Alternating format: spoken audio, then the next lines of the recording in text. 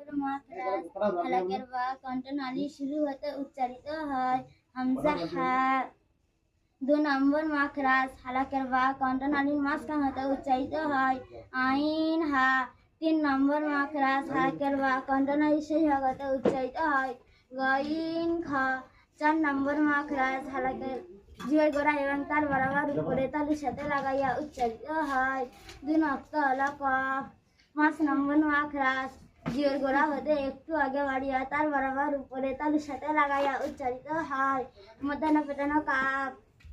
6 নম্বর মাখরাজ জিহ্বার মাঝখান এবং তার বরাবর উপরে তালুর সাথে লাগাইয়া উচ্চারিত হয় জিম শিন ইয়া।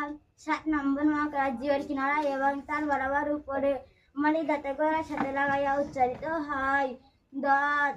8 নম্বর মাখরাজ জিহ্বার আগা কিনারা এবং তার সামনে উপরে 2 দাঁতের আগা সঙ্গে লাগাইয়া উচ্চারিত হয় লাম।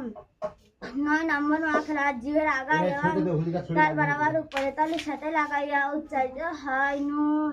10 নম্বর মাখরাজ জিহ্বার আগা উল্টো পিঠ এবং তার বরাবর উপরে তালুর সাথে লাগাইয়া উচ্চারিত হয় রাম।